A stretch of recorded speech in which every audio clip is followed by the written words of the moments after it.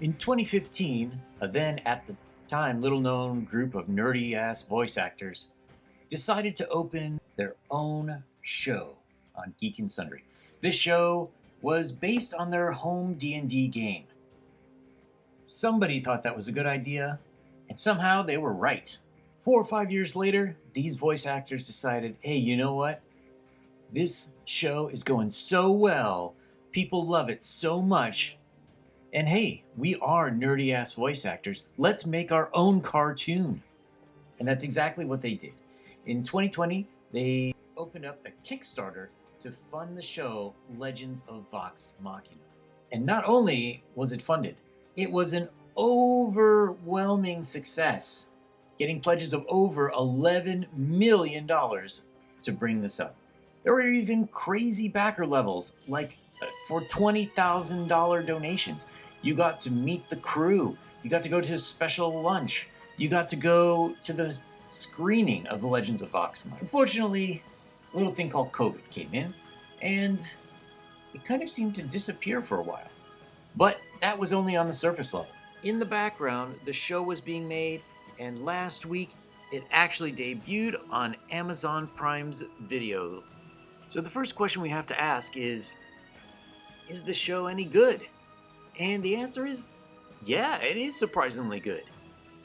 But you have to think, if you and your friends who worked in the industry and you were always slaving away on other people's projects, if you had the chance to be the masters of your own destiny and make your own show, would you F it up?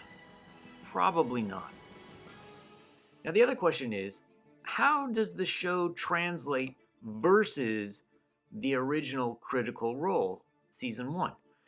Well, they're two different mediums, so it's kind of like comparing apples and oranges. A lot of the fun of the original season was watching these people interact with each other in character. How does Scanlan interact with Grog? How does Scanlan interact with Vax'ildan? And we still have those, for sure, but unfortunately, in a situation where you have to condense these 3-hour play episodes into about half an hour shows, half an hour, 40 minutes, you're going to lose a lot of that. And it does make some of the characters seem a little flat. So for example, Vex, Vax, and Percy, their dialogue in general comes off as a bit of generic, pre-scripted, fantasy, cartoony characters. Not that they're as bad as, a lot of the other shows you would see these days, but they're definitely more flat than what we saw in the original campaign. There's nothing to be done for it. While some characters, Grog is actually pretty good, but Sam Riegel as Scanlan, it's like they just gave him the mic and just said, hey, Sam, just make some crap up. They just pieced together story parts from whatever he randomly said in a recording session. The animation itself is actually pretty decent. It was developed by Titmouse Studio, Titmouse, and then shipped over to Korea for final animation, and it's actually pretty decent. Is it as good as, let's say, 1980s Japanese anime? Maybe not. But is it better than, like, 95% of the stuff you'll see on Nickelodeon or Cartoon Network? Oh, hell yeah. And this show is decidedly adult. Amazon rates it as 16-year-old plus. Basically, there's a lot of sex, there's a lot of nudity, and there is graphic violence. The show itself starts before the Critical Role stream. There was a previous arc to the campaign that these guys played when it was their home game, where they're in the city of Amman and they find out one of the people on the Council of Amman is a legendary blue dragon, and somehow they manage to kill that dragon when they're all quite low leveled. They skip right from there, pretty much going into the Whitestone arc. So the whole Underdark arc is cut out. In addition to cutting the Underdark sequence for time, a lot of it probably also had to do with Orion Acabra, who played Tiberius Stormwind in the first season. Unfortunately, Orion was cut for the shows for, reasons depending on who you ask, which are neither here nor there. But he was such an influential or major part of that story arc, it would kind of be hard to rewrite without him. And he was missing for all of, or maybe he was just there for the very beginning parts of the Whitestone arc.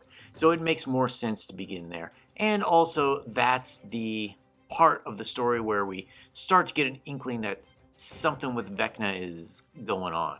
The release strategy for this show has also been quite interesting. Usually when things are released on a streaming platform like Amazon or Netflix, they'll either do everything in one dose, like the recently released Jack Reacher series, or they do it once a week, like Amazon was doing with The Expanse. This show, on the other hand, it seems like they're going to release 3 episodes, and each episode is about 30 minutes, so you get about 90 minutes of cartoon every week, which is kind of interesting. I haven't really seen anybody else doing that, and it seems like a pretty happy medium, to be honest. One of the other main differences between the original Critical Role and this show is the addition of Ashley Johnson's Pike. Now, yes, Pike was always a member and she was always in there. However, Ashley Johnson at that time was on a TV show and she was only able to be there intermittently. So they would do things like they have people think of Pike, or Pike would show up like in an astral ghostly form and help them out and things like that. That seems like it's still kind of happening, but actually we get to see in the show what was Pike doing at that time. She was having a spiritual crisis where she couldn't connect to what they call in this show the Everlight, and she needed to go on her spiritual quest of her own to a temple to either relieve the curse or get her own mental block under control so that she could come back to the group. So it's interesting to see what was going on with Pike's development while the group was out at Whitestone. Now, what does this mean for the future? Hard to say. Ashley was MIA for a lot of season 1, so are they going to do that kind of thing the whole time, or are they just going to have Pike back in there? Hard to say, and it makes me wonder whether fans of the show will like it or not. Speaking of fans of the show, the Critical Role fandom can be a prickly bunch, let's say. There have been times when the fandom rose up against certain indignities, or shall we say, choices by the Critical Role cast, and they will also be up in arms against any perceived criticism of the Critical Role cast. In fact, I'm expecting to get some hateful comments just for making this video. But then you have people on the other side. You have D&D fans who really hate the show's, I don't want to say creator, he's the DM sort of overline story author, Matt Mercer. A lot of people do not like the way he DMs. Part of that could be down to jealousy. I can definitely see that. And I think too, when you have a group of actors, they bring certain sensibilities to the role. All of these people are very good at coming up with stuff on the fly. And most DMs, well, you don't have that training. Also, when you work in the film industry, you get a sense of things like story structure and how to make story arcs. Whereas a lot of DMs just go by the seat of their pants. And they don't like being compared. And I think that's really the big thing. There are players who are looking for pickup groups who were inspired by the show Critical Role to pick up Dungeons & Dragons. And when they get into the game, they say, hey, this doesn't feel like Vox Machina. Well, your DM is not Matt Mercer. And you are not Sam Riegel. This show is slated to be 12 episodes long, which I guess is all $11 million buys you. But if it goes well, hopefully Amazon will pay for the development for another season. I can't see them finishing up the whole season 1 story arc just here. We're already halfway through, and we're kind of in the first, let's say, third of the Whitestone arc.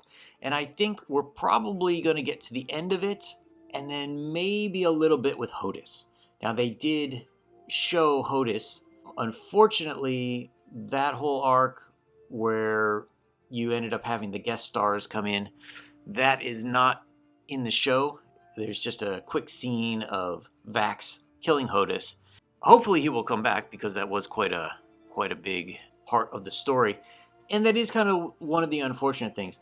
It seems like a lot of the guest characters are not going to be in the show. And I understand why you would do that, but I think it's kind of disappointing. Mary McGlinnis, she was awesome as Zara. It would be nice to see them, but hey, what can you do? So, is this show worth watching? Heck yeah. Do I need to be a fan of Critical Role? Not really. To me, they're two very different shows. This is a cartoon that is done very well, especially if you're into the more adult animes. I don't mean porno, although there's plenty of that in here for you if you like that. But it's a well-written animated show that you don't need the back knowledge of the whole Critical Role. So if you have any friends who are intimidated by hundreds of hours of back Critical Role videos, this might be a good primer to get them in. So what do you guys think? Do you like The Legends of Vox Machina? Do you think we're going to get a season 2? How far are they going to go this season? Leave your comments down below.